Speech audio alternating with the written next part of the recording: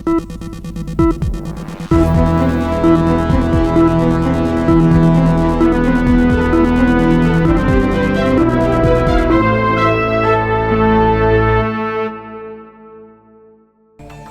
की नगरी कहे जाने वाले मुंबई को अक्सर अपराध की काली दुनिया का सामना करना पड़ता है। बॉलीवुड का राजनीतिक जगत में भी काफी हद तक जुड़ाव है।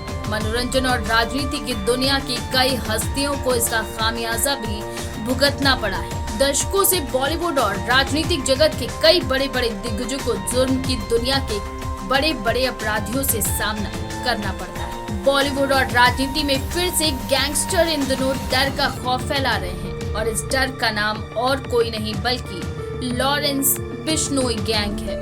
हेलो, मैं लॉरेंस बिश्नोई गैंग से बोल रहा हूँ। ये सुनते ही अच्छे अच्छों के पसीने छूट जाते हैं। इस गैंग का ये नाम, ये दबदबा यूं ही नहीं कायम हुआ। न जाने कितने नामचीन हस्तियों को मौत के घाट उतारने के बाद इस गैंग ने अपने काले एम्पायर को खड़ा किया है। लॉरेंस बिश्नोई एक कुख्यात गैंगस्टर है जिसका जन्म 1993 में पंजाब के फाजिल्का जिले में हुआ।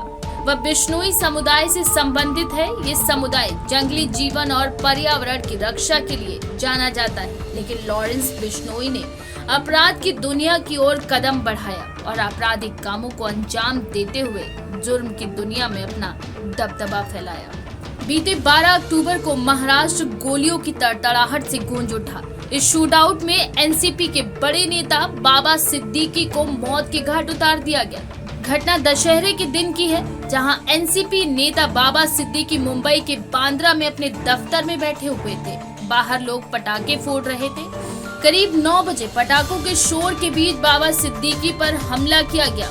मुंह पे रुमाल बांध कर आए 3 लोग अचानक गाड़ी से उतरे और ताबड़तोड़ 6 राउंड फायरिंग की। इसमें से 3 गोली बाबा सिद्दीकी को लगी। गोली लगते ही बाबा सिद्दीकी जमीन पर गिर गए। उन्हें लीलावती अस्पताल में भर्ती कराया गया, लेकिन डॉक्टरों ने उन्हें मृत घोषित कर दिया, जिसके बाद महाराष्ट्र की राजनीतिक और बॉलीवुड जगत में हलचल पैदा हो गई। बाबा सिद्दीकी राजनीति में कोई छोटा नाम नहीं बल्कि एक नामचीन हस्ती थे। एक अनुभवी और तेज तर्रार राजनेता के रूप में जाने जाते थे।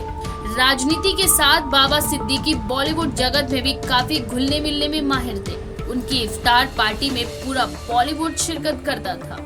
बिहार के रहने वाले व्यवसायी अब्दुल रहीम के घर जन्मे जियाउद्दीन सिद्दीकी बाबा ने छात्र राजनीति से अपना राजनीतिक करियर शुरू किया। वे 1977 में किशोरावस्था में ही भारतीय राष्ट्रीय कांग्रेस में शामिल हो गए और जल्द ही अपनी पहचान बना ली। 1980 के दशक में वे बांद्रा तालुका युवा कांग्रेस के महासचिव बने। 2 साल के अंदर ही वे इसके अध्यक्ष चुन लिए गए। वहीं 1988 के दौर में मुंबई युवा कांग्रेस के अध्यक्ष पद तक पहुंच गए और 1992 में नगर निगम बीएमसी में पार्षद भी चुन लिए गए। बाबा सिद्दीकी मर्डर में अब तक 3 लोगों की गिरफ्तारी की जा चुकी है, जिनमें से 2 लोगों को मौके से ही गिरफ्तार किया गया था। महाराष्ट्र के पूर्व मंत्री एवं एनसीपी नेता बाबा सिद्दीकी के हत्याकांड की जिम्मेदारी हालांकि लॉरेंस बिश्नोई गैंग के द्वारा ली गई है, लेकिन मुंबई पुलिस अभी इस दावे की पुष्टि नहीं कर रही है। पुलिस फिलहाल 15 टीमें बनाकर इसमें सभी एंगल से जांच करने में जुटी हुई है। लॉरेंस बिश्नोई गैंग ने आखिर क्यों बाबा सिद्दीकी की हत्या की जिम्मेदारी ली, ये एक बड़ा सवाल है।